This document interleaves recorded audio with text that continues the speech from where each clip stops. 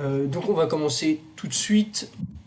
Est-ce que, avant de présenter Metacard, vous pouvez vous représenter rapidement votre parcours, ce que vous avez fait, comment vous avez découvert le monde du Web3 et les NFT. Voilà un petit peu comment vous êtes rentré dedans. Ok, très bien. Je vais laisser l'honneur de se présenter à Samira. Et puis derrière, moi, je me présente. Merci. Oui, alors moi je suis actuellement directrice d'un centre d'innovation et d'entrepreneuriat à l'Université Côte d'Azur. Donc je suis toujours intéressée par les innovations, les technologies, tout ce qui se passe un peu dans tous les secteurs. Et en fait, j'ai découvert le Web3 en achetant un NFT, comme pas mal de gens en fait. Et quand j'ai voulu acheter ce NFT, parce qu'on entendait parler beaucoup de NFT déjà, c'était en 2021,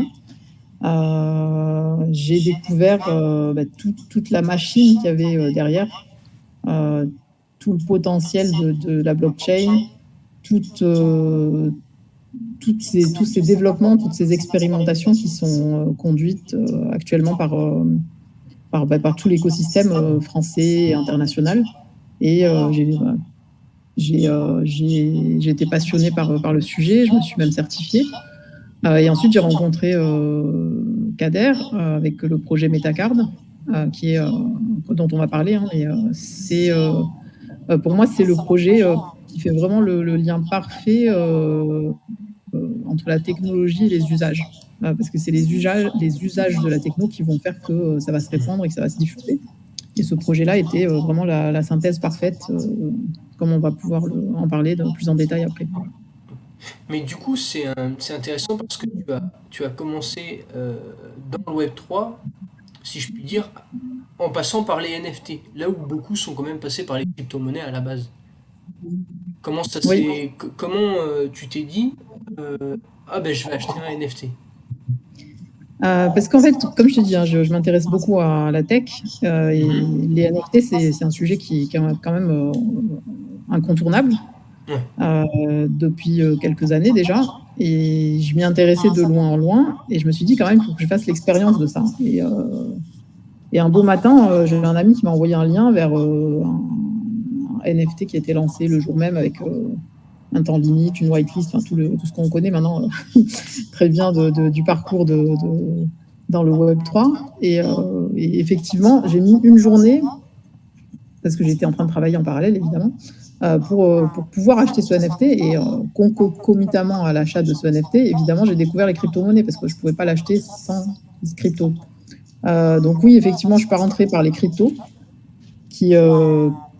que je regardais, mais que je regardais moins que la tech NFT, qui me paraissait très intéressante. Et j'avais pas compris, en fait, tout ce qui sous-tendait à ces cryptos, c'est-à-dire les blockchains, les transactions, les projets auxquels ils se rattachaient. Et ça, c'est ce que j'ai découvert après, en fait, presque immédiatement, parce que quand j'ai acheté les cryptos, je me suis demandé, j'ai fait les transactions à la mano. Donc évidemment, on se pose des questions. On commence à se dire, mais comment c'est structuré tout ça? Pourquoi c'est structuré comme ça? Pourquoi ça fonctionne de telle façon? Pourquoi on fait des transactions? Pourquoi il y a des networks? Et de question en question, en fait, on découvre tout l'univers. Et moi, comme je suis curieuse, évidemment, en quelques mois, je me suis, je me suis formée, et après, je me suis certifiée. Et voilà. Maintenant, c'est ce qui fait que maintenant, je peux intervenir sur ces questions et pourquoi j'ai envie d'y travailler, en fait. Mais c'est super intéressant parce que tu parles de l'achat d'un NFT en une journée. Il faut avoir quand même un sacré courage parce que quand on arrive dans le Web3, c'est vraiment pas facile quoi. On n'a pas envie de. C'est comme au début du web, on n'a pas envie de glisser sa carte bleue, comme ça, du premier coup, quoi. Et on le voit, il y a énormément de sites internet maintenant qui éduquent. Enfin, c'est vraiment le but de tout projet en ce moment dans le Web3, d'éduquer. Et là, de, d'aller plus loin que juste je regarde et puis ouais, ok, je connais un peu Bitcoin, mais vraiment je vais en profondeur. En fait, il y en a pas tant que ça qui le font et moi je trouve ça vraiment remarquable parce que personnellement j'ai eu du mal à m'accrocher au début en tout cas. Moi, j'ai accroché immédiatement parce que j'aime les choses complexes et là, Ouais, c'était parfait, quoi. parfait. Et toi, du coup, Kader, comment ça s'est passé un petit peu ton parcours et la création de Metacard?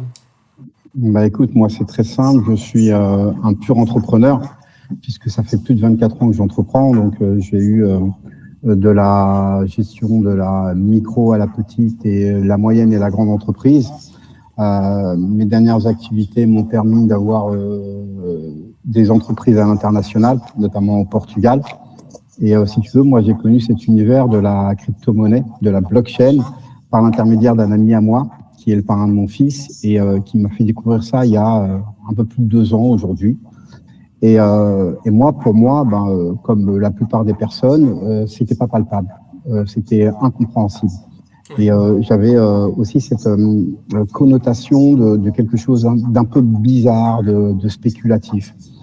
Et comme c'est un ami à moi, il m'avait sollicité et invité à faire un petit investissement, chose que j'ai faite. Et à cette belle période, celle du bull run, j'ai eu des gains. Et si tu veux, moi, j'ai ma nature qui est dans le don et dans le partage. Et quand j'ai un bon plan, et ça j'aime à le dire et à le faire, quand j'ai un bon plan, je veux que la terre entière soit au courant. Et à cette époque-là, j'étais pas outillé, j'étais pas préparé, je n'avais pas le savoir pour pouvoir emborder les gens que j'aime. Et ça avait généré en moi de la frustration. Et j'ai donc fait un parcours initiatique où je me suis longuement formé. J'ai rencontré de très très belles personnes lors de ce parcours initiatique. Et aujourd'hui, certains sont des co-founders, d'autres des advisory, d'autres des advisors et d'autres des ambassadeurs. Et c'est comme ça que je suis rentré dans la blockchain. Pour moi, la blockchain, elle a 3 valeurs qui sont fondamentales. La transparence, la sécurité et le partage. Et c'est pour ça que je suis tombé fou amoureux de la blockchain et qu'aujourd'hui, avec Metacard et plein de personnes, avec Samira, excusez-moi, oh là là, là, je suis fatigué. Avec Samira et d'autres personnes, on a créé Metacard. Ouais. Et juste avant de parler de Metacard, vous avez parlé tous les deux de formation. Euh, quel conseil vous pourriez donner aux gens et quel a été, vous, votre parcours de formation? Est-ce que vous êtes allé sur des médias? Est-ce que vous avez des noms de personnes que vous suivez, que vous aimez écouter? Comment ça s'est passé pour vous un petit peu? Moi, je vais commencer à répondre. Moi, personnellement, je suis beaucoup Paul Crypto Formation. J'ai acheté ses formations chez lui. Ce que j'aime chez lui, c'est sa clarté, sa simplicité d'application. Et c'est comme ça que, d'ailleurs, je suis rentré en contact avec lui et qu'aujourd'hui, il est advisor chez Metacard. Je vais également citer Chantal Lang, qui est une formatrice experte et exceptionnelle. Et pareil, aujourd'hui, elle est advisor chez Metacard. Super. Et pour toi, Samira, même si tu avais déjà un bon pied dans la tech, comment tu t'es formé par quel biais? Alors, moi, j'ai une démarche un peu sur le tas, comme j'ai toujours fait, en fait, hein. J'ai commencé par découvrir par moi-même les NFT, les blockchains, les fonctionnements, les use cases, etc. Et en fait, ce qui était bien dans ce domaine très particulier de la blockchain et du Web3, c'est qu'il y a beaucoup de communautés et beaucoup de liens, beaucoup d'humains en fait. C'est très tech, mais c'est très humain finalement Ouais. comme environnement. Et donc on a cette particularité, c'est tous ces groupes sur Telegram, sur WhatsApp, sur les Twitter. Et en fait, moi, j'appartiens pas à un seul groupe. J'ai toujours eu cette manière cette approche d'être dans différents groupes avec différentes personnes, avec différentes visions. Et c'est ça qui m'a permis d'avoir d'abord une vision un peu empirique et un peu impressionniste. Bien sûr, j'ai regardé tous les YouTube, tous les white papers, enfin, tout ce qui était disponible. Il y a une richesse incroyable sur le net. Et ensuite, je me suis dit, mais quand même, il faudrait que je structure un peu tout ça. Et j'ai suivi la formation à l'IRA. Et c'est comme ça que et je pense que je connaissais pas encore les formations de Paul Crypto Formation, mais j'ai découvert après en voyant qu'il était advisor chez Metacard. Et c'est ces démarches-là en fait qui font que les gens vont comprendre ce que c'est que la blockchain et son intérêt pour la construction de solutions pour le grand public. Et le grand public, en réalité, je pense qu'il comprendra peut-être jamais ce que c'est la blockchain, mais c'est pas grave parce que c'est les projets qui vont apporter la blockchain au public, en fait. Ouais. Et à travers l'UX et tout ce qu'on peut mettre Voilà. un petit peu. Il faut balayer la tech et proposer des choses qui sont utiles, pertinentes, désirables, viables aux gens. Et ça, c'est des boîtes qui proposent, enfin, toutes les boîtes qui sont actuellement en train de proposer des solutions pour le grand public, c'est eux qui vont perdurer, je pense. Ouais. Ben oui, c'est vraiment le but de démocratiser et de rendre ça vraiment très simple à comprendre. Et après, l'éducation, elle est intéressante, juste je rajouterai ça, l'éducation est intéressante parce que ce que disait Kader tout à l'heure est important, sur la transparence et la maîtrise de ses propres données. Donc, c'est vrai qu'on voit que les écoles et les universités, beaucoup d'écoles fleurissent sur la blockchain, mais les écoles traditionnelles et les universités intègrent de plus en plus des modules sur la blockchain. Et je pense que c'est par l'éducation qu'on va comprendre l'intérêt pour les gens de se réaccaparer ces données, et se réaccaparer son droit sur ce qu'on produit comme data. Et donc l'éducation, évidemment, est très, très, très importante de ce point de vue-là. Et du coup, quand vous parlez de démocratiser la blockchain, on va pouvoir en venir à Metacard. Est-ce que vous pouvez nous expliquer brièvement ce qu'est Metacard et en quoi il va révolutionner le monde des NFT? Je vais laisser la parole à Samira. Alors, ce qui est bien dans Metacard, c'est que ça ne va pas révolutionner forcément le monde des NFT. Parce que les NFT ont déjà révolutionné un peu les choses, mais ça va mettre à la portée du e-commerce, parce que c'est la cible de Metacard, la première cible de Metacard, c'est les e-commerçants, tout le potentiel de ce renouveau du marketing digital que permet le NFT. Donc en fait, Metacard est une plateforme qui ouvre l'accès aux e-commerçants à la capacité et à la puissance du NFT pour leur relation client dans la fidélisation, l'acquisition, la loyauté, etc., pour mettre en place des programmes intéressants. Oui. Alors, une petite question un petit peu d'anticipation, puisque on entend beaucoup parler, maintenant on fait des NFT qui sont VIP, mais on fait aussi des NFT pour offrir des choses. Comment est-ce que vous voyez le fait, avec l'e-commerce, de pouvoir garder un principe de rareté tout en ayant cette production de NFT qui est quand même assez massive? Si vous voyez en fait cette un petit peu contradiction entre le fait de permettre grâce au NFT de rendre quelque chose d'exclusif, mais en même temps de pouvoir en créer assez pour que ça touche toute une communauté. Alors, le NFT a adopté des codes qui étaient un peu propres au luxe. Et d'ailleurs, c'est pour ça que c'est les boîtes de luxe qui ont en priorité investi le secteur. Parce qu'il y avait cette rareté, cette exclusivité, cette notion de privilège, cette notion d'accéder à des choses qui ne sont pas ouvertes à tout le monde. Donc, c'est finalement la personnalisation, l'ultra-personnalisation de l'expérience avec une marque. En fait, nous, on est à la jonction de ça et de la démocratisation du NFT pour les marques, pour tous leurs clients. Donc, en fait, les marques vont avoir accès à un panel d'expériences qu'ils vont pouvoir faire vivre à leurs clients. Alors, il y a les expériences qui sont classiques, comme les cartes de fidélité, les cartes cadeaux, les rewards parce qu'on est un client fidèle, etc. Et puis, il y a cette nouvelle catégorie d'expérience qui va être de récompenser les clients plus privilégiée ou de faire de l'ultra-personnalisation de sa clientèle. Donc, en fait, en réalité, ces premières expériences qui ont été menées par les marques de luxe et les équipementiers ont été très enrichissantes et très inspirantes, mais elles sont qu'une catégorie d'utilisation de la tech NFT. En réalité, on va voir que, et c'est là que c'est intéressant pour nous, parce que Metacard a cette conviction qui est appuyée par plein d'études, dans Harvard Business Review, ou les grands sachants dans le monde du marketing digital.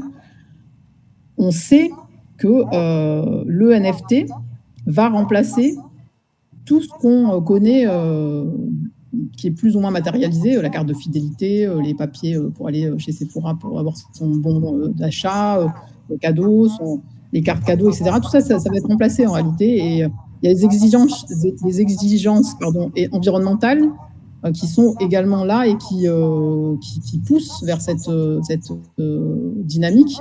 Donc en fait, on va couvrir tout le panel de possibilités de relations clients, que ce soit la carte de fidélité basique jusqu'à l'expérience VIP ultra personnalisée. D'accord. Ça veut dire que si je fais appel à Metacard, je vais sur votre plateforme, je vais pouvoir, pour mes clients, créer une carte de fidélité virtuelle ou créer une collection de NFT pour les membres de ma communauté les plus fidèles, pour leur offrir quelque chose ou pour leur proposer un meet-up en vrai ou quelque chose dans le genre. J'ai perdu le mot, mais une conférence privée, par exemple, si j'ai des produits et si j'ai envie de partager prochainement une nouvelle collection. C'est ça. C'est en fait non seulement ça, mais en plus tu rajoutes à ça le fait que ça s'applique à tous les secteurs. On peut tu vois, parmi les gens avec lesquels on discute actuellement, on a le premier éditeur de livres en Belgique. Donc, tu vois, les livres, c'est une catégorie, un secteur de l'industrie. De l'autre côté, on est en train de discuter avec un des plus grands agents de footballeurs professionnels français. Pareil, il va pouvoir créer des campagnes de fans pour ses photos. Donc, tu vois, on est vraiment ça s'applique à tous les secteurs. Et ce que tu dis est très vrai, quoi. On peut faire ce qu'on veut du NFT. D'accord. En sachant que Jeff Bezos a commencé par vendre des livres sur Amazon. Donc, très beau. C'est ça. Est-ce que vous c'est notre premier contrat, c'est ça qui est le clin d'œil, c'est ça qui est beau, c'est que le premier contrat de Metacard, et c'est peut-être un signe de l'univers, c'est avec les éditeurs, les livres. Ben, on espère première et plus grosse marketplace mondiale de NFT Metacard. Et est-ce que vous pouvez nous en dire un petit peu plus sur ce côté NFT autour du livre? Quelles sont les ambitions de votre client ou alors est-ce que ça reste encore un petit peu secret? Non, on peut t'en dire quelques mots. Donc oui, comme te l'a indiqué Samira, c'est le plus gros éditeur de livres en Belgique. Il a dans sa collection plus de 1500 livres. Là, on travaille sur un ces derniers livres qui est écrit par une personne qui est connue dans un gouvernement, d'accord. Là, on ne pourra pas citer le nom, par contre. Et son idée, c'est de garder sa clientèle. Notre conviction profonde, c'est qu'on est en train de passer d'un marché d'acquisition à un marché de fidélisation.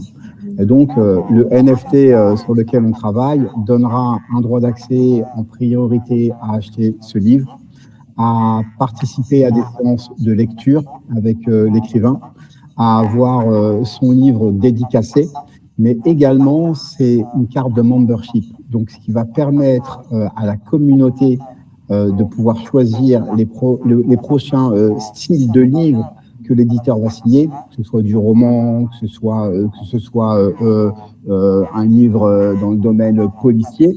Et c'est ça. Aujourd'hui, l'éditeur a besoin de se reconnecter et de fidéliser sa clientèle, tout simplement. Ouais. C'est génial et on en a vu un petit peu déjà dans le Web 2 il y avait, alors c'est beaucoup dans le milieu du blogging, mais des personnes qui, par exemple, publiaient le premier chapitre de leur livre sur leur blog, et puis ensuite engageaient une communauté, et ils leur demandaient de les aider à choisir le titre, ou C'est exactement ça. à construire ensemble, ce qui fait qu'on arrivait déjà à fédérer une communauté, mais là c'est vrai qu'avec les NFT, on peut aller encore plus loin, et ça peut être encore plus privé. Et, C'est exactement ça. et ça, c'est génial. Le client fidèle devient le macro-ambassadeur de la marque. Ouais. Et il n'y a que la technologie blockchain qui permet ça aujourd'hui. Mm. Mm. Et c'est très bien parce que Seth Godin, le grand marketeur de chez Yahoo, si je dis pas de bêtises, on a parlé dans son livre La Vache Pourpre, il dit qu'on revient vers du bouche à oreille 2.0 et que ce sont les early adopters et les ambassadeurs d'une marque qui en fait font la pub pour la marque elle-même. Et ça c'est génial et vraiment les NFT sont là pour ça. Euh, du coup, je me repenche un petit peu sur les questions que j'ai écrites pour qu'on puisse avancer parce que je parle beaucoup. Euh, Est-ce que vous pouvez nous parler un petit peu de votre processus de création de vos NFT et comment ça se passe chez Metacard? Quelle technologie vous allez utiliser derrière? Alors, nous, on aura une base de campagne, parce qu'en fait, on ouvre, comme on l'a dit, l'accès aux NFT, au e-commerce. Ils auront un accès à un abonnement. Via un abonnement, ils auront accès à une plateforme D'accord. où ils pourront déjà entrer leurs critères de campagne, savoir s'ils veulent faire une campagne d'acquisition, de fidélisation, une campagne de découverte. Enfin, c'est eux qui designent un peu qui paramètrent leurs objectifs. Et à partir de là, en fait, on leur propose différents types de campagnes et différents types de volumes de NFT. Donc, c'est eux qui vont paramétrer, profiler leur campagne et générer leur NFT. Alors, la plateforme leur permettra aussi, à un moment donné, là, on a différentes étapes de développement, hein, bien sûr, du projet, de designer, d'avoir accès à des designs de NFT. Et en fait, progressivement, dans notre roadmap, on va intégrer toute l'intelligence et la puissance de l'intelligence artificielle qui fait que, en fait, on va avoir une machine capable par rapport à un historique de la marque, par rapport à ces données, de proposer la meilleure campagne existante pour atteindre l'objectif énoncé par la marque, avec le design évidemment du NFT. Et sur la manière de concevoir le NFT, donc dans un NFT, il y a le design et il y a ce que porte le NFT. Et ça, c'est vraiment la marque qui décide et qui aura la main sur tout, en fait. Ouais. Là, j'ai plein de questions parce que du coup, ça doit être c'est un travail monstre parce que l'autre fois quand on a discuté avec Kader, tu m'as parlé de Shopify, tu m'as parlé de PrestaShop. Est-ce que ça va venir donc Metacart comme c'est pas une extension, mais c'est parce que moi j'avais utilisé un petit peu Shopify comme un outil qu'on vient installer en supplément. Comment ça va un petit peu se présenter et aussi quelle blockchain vous utilisez pour le mint de ces NFT? Tu réponds, Kader, ou je réponds Non, je te laisse répondre.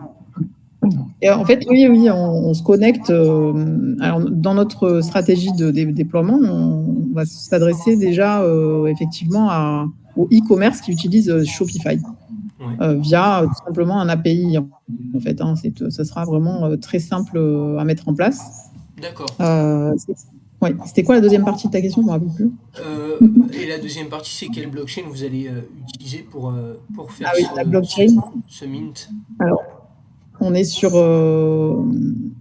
la BSC pour commencer, Ok, Binance Smart Chain. Et après, progressivement, de toute façon, on va devenir accessible sur n'importe quelle blockchain. ok. Et vous avez donc il y a des NFT classiques, on voit de plus en plus de différents types de NFT apparaître, comme les Soulbound tokens, On peut parler aussi de la time capsule de Ternoa ou les secrets NFT. Est-ce que vous, chez Metacard, ça va être votre ambition de proposer différents types de NFT ou pour l'instant vous allez juste vous focaliser sur le grand classique et cette création de collection pour une marque? Alors, on a une roadmap qui va permettre d'intégrer progressivement Ouais. tout le dynamisme que permet le NFT.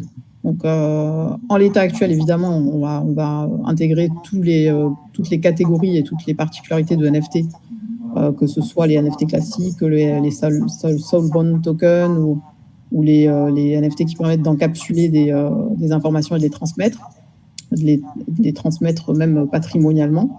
En fait, au fur et à mesure que va évoluer la tech NFT, on va l'intégrer dans la plateforme.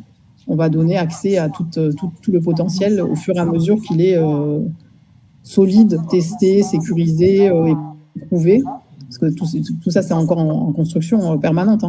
Donc, dès que les techs sont sûrs et sécurisés pour les clients, ben, on les intègre dans l'offre auquel auront accès les e-commerçants ou les particuliers.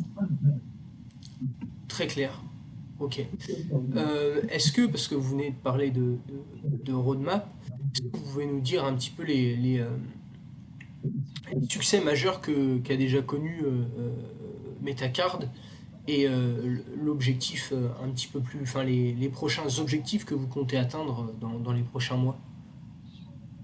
Je vais commencer à donner un début de réponse et puis je laisserai Samira prendre la suite. Donc, des succès majeurs, déjà, le projet en lui-même, parce que ce que nous allons proposer à tous ces e-commerçants, à tous ces marques, c'est quelque chose qui va leur permettre de pouvoir augmenter leur chiffre d'affaires. En succès majeur, je dirais la qualité de tous les founders, parce que chacun est un spécialiste dans son domaine, mais on a tous la même ambition et les mêmes valeurs. Le fait d'avoir également su fédérer une équipe d'advisors connue et reconnue internationalement. Je pourrais citer John Carr, par exemple, qui est président de la NFT Factory, mais également le président du plus gros événement NFT d'Europe, la Non-Fungible Conference. Je pourrais citer Paul Crypto Formation. Je pourrais citer celui qui est considéré dans notre univers comme le père créateur des NFT, le grand Shaban Shaham. Je pourrais citer Bilal El Alami, dont sa réussite parle à tout le monde, qui est le CTO de Dogami, mais qui est aussi un des fondeurs de Pirates Lab. Je pourrais. Donc déjà, pour nous, cette réussite, elle est extrêmement importante, parce que c'est le tous ensemble. Notre vision et notre croyance première, c'est que ce Web3 se co-construit. Et avoir des piliers avec une telle réussite autour et pour le projet Metacard, c'est puissant. Une fois que j'ai dit ça, je pourrais te parler le fait que Metacard a accompagné la RATP lors du mois du Métaverse, où nous sommes intervenus sur plusieurs phases explicatives, toujours dans cette ambition de pouvoir démocratiser cet univers qu'on aime tous. Je pourrais aussi également te parler du fait que nous sommes intervenus sur plusieurs événements nationaux nationaux et internationaux, comme au Luxembourg pour Deloitte, que tout le monde connaît, pour The Dots. Je pourrais te parler d'interventions sur des grands événements en France. Et le fait donc d'avoir été speaker, le fait d'avoir été modérateur, le fait d'avoir participé à beaucoup d'hackathons, ça pour nous c'est aussi une réussite, parce qu'aujourd'hui nous sommes connus et reconnus dans notre écosystème. Je pourrais te parler également d'un concours international que l'on a gagné lors du Festival de Cannes pour le marché du film, où le sujet c'était comment l'univers de la blockchain peut aider le monde cinématographique. Et il y avait des startups, ça partait de la Silicon Valley jusqu'en Corée. Et Metacard est arrivé numéro 1. Je pourrais te parler d'une très belle opération qu'on a fait en collaboration avec Fresque. Et je laisserai Samira en parler. Mais voilà, on a eu plein de belles petites victoires qui ont toujours été des signes avant-coureurs de ce que nous sommes en train de sortir et créer va être puissant, vraiment très puissant. Mais je vais laisser Samira parler un peu de Fresque. Alors, non, mais c'était déjà très complet ce que tu as dit. Le succès, en fait, il est validé et légitimé par tous les gens qui nous rejoignent, qui sont dans le projet. Je crois qu'on est un des seuls projets français dans l'écosystème à avoir autant d'advisors connus, reconnus et autant d'experts, même du Web 2, qui sont à bord. En fait, on fait vraiment la jonction entre le Web 2 et le Web 3. Et le succès, en fait, il est là. Et c'est surtout que nous avons un projet, parce qu'on a un token aussi qui va être lancé sur ce projet qui s'appelle le METAC, dont la valeur de ce token est totalement corroborée et totalement backée par la valeur de la proposition qu'on est en train de mettre sur le marché pour les e-commerce. Comme on sait que tout va dans cette direction de l'adoption du NFT comme un outil commun, comme un outil normal d'utilisation pour les commerçants, on anticipe cette tendance. On n'est pas encore enfin, on n'est pas vraiment avant-gardiste parce que c'est déjà important et à donner l'accessibilité aux e-commerçants de l'utiliser. Donc en fait, le succès, il est surtout là. La prouesse technologique, bon, ça c'est notre secret sauce, on sait ce qu'on est en train de monter d'un point de vue tech, mais c'est pas la révolution, elle n'est pas là. La révolution, elle est vraiment dans l'usage et dans l'adoption massive qu'on va créer. D'accord. Et pour le projet, c'est Fresque, c'est ça? Ah oui, alors Fresque, c'est un concept que j'ai lancé, donc, et on a collaboré avec Metacard, et c'est un peu sur ça aussi que j'ai rejoint Metacard. Fresque, c'est un concept de NFT que j'ai déposé d'ailleurs, et qui permet en fait la collaboration d'un groupe de personnes pour la co-création d'un NFT. Donc là, on a fait l'expérience, parler d'expérience qu'on a fait avec Cannes Série. Toutes les personnes, que ce soit les stars des séries, les équipes des séries ou encore même les spectateurs du festival, ont pu contribuer à la réalisation d'un NFT qui s'appelle Fresque, donc, qui est la collection de toute l'expérience de ces gens qui ont participé à l'événement. Donc c'est la signature de l'événement. Il y avait 2309 pixels dans le projet. Et 2309, ça correspondait donc au nombre de sièges de la salle de projection du Palais des Festivals, la fameuse salle du Palais des Festivals de Cannes. Donc voilà, on a collaboré avec Metacard qui a fait de son côté le airdrop de ce NFT à tous les contributeurs. Donc il y a 2309 personnes potentiellement qui ont reçu le fameux NFT de signature de l'événement de 2023. D'accord. C'était, j'ai peut-être mal entendu, c'était par rapport au film, au monde du cinéma, c'est ça? C'est le monde des séries. En fait, Cannes Séries, c'est l'équivalent du festival du film à Cannes, mais pour les séries. D'accord.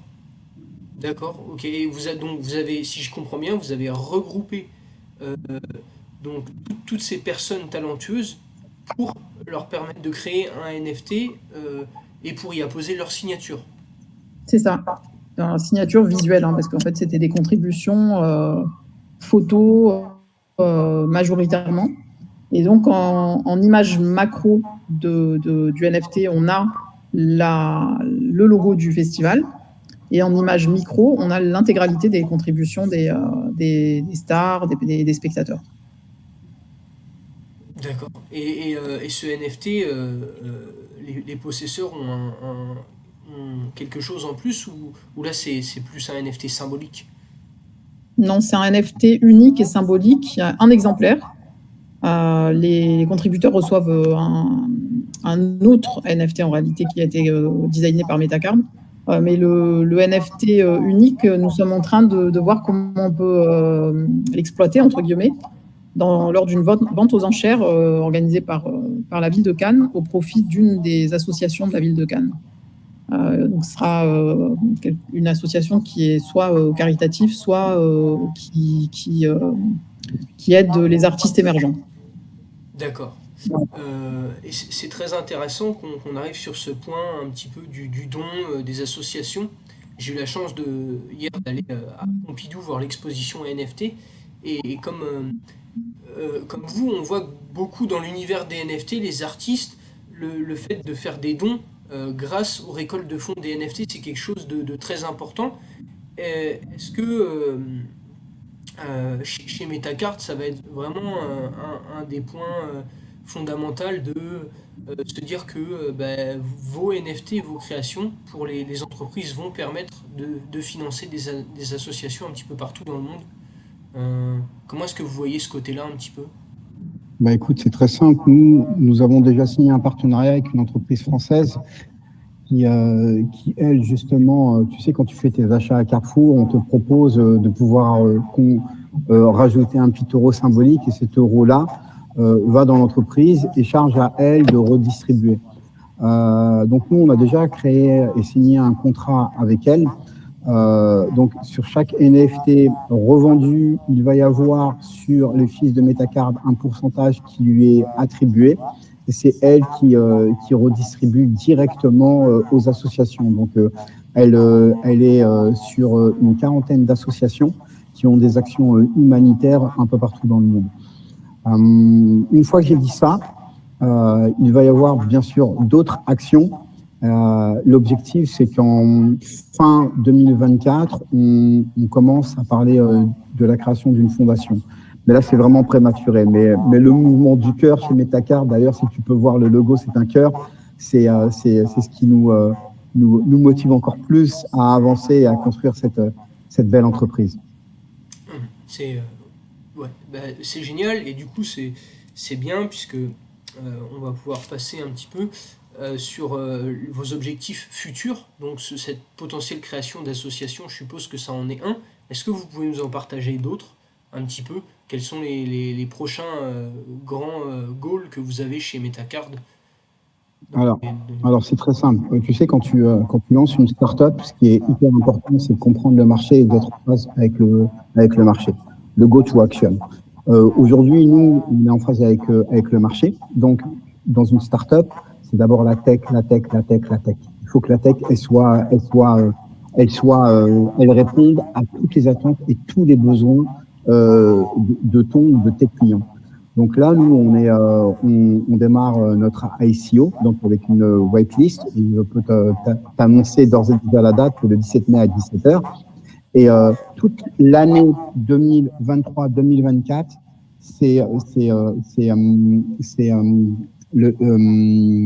je perds mes mots, je suis fatigué. C'est la partie tech, la partie produit. Bien sûr, en mode conquête, puisque comme Samira te l'a expliqué, on a déjà des clients avec qui on discute, des clients qu'on a déjà signés. Mais voilà, 2023-2024, c'est la tech avec le marché national et européen. Et dès 2025, c'est les États-Unis. Super, super.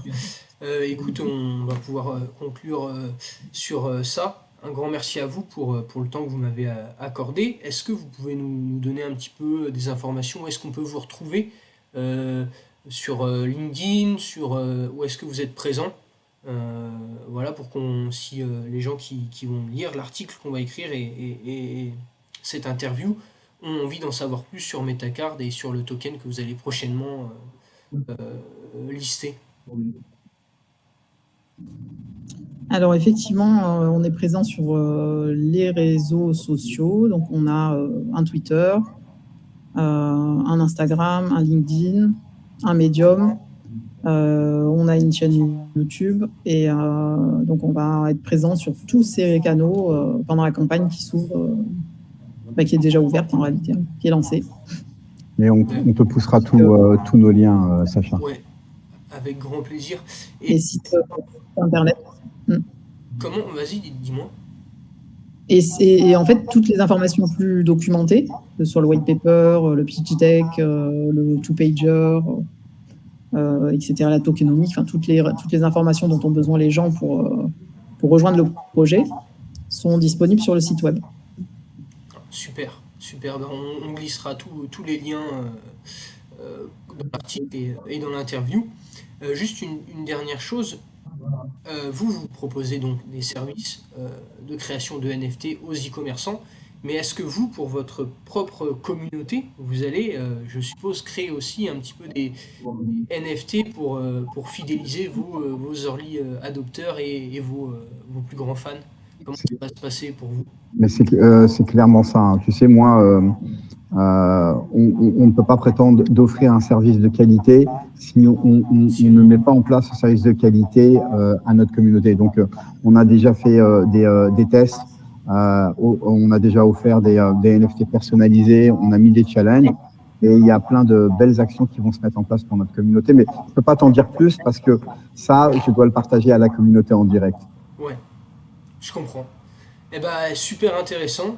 J'aurais aimé encore faire plus d'une heure parce que j'avais plein de questions vraiment. Mais déjà, c'est super de m'avoir accordé tout ce temps. Je vous remercie. J'espère qu'on se retrouvera très vite pour d'autres potentielles interviews. Et puis on se dit à la prochaine.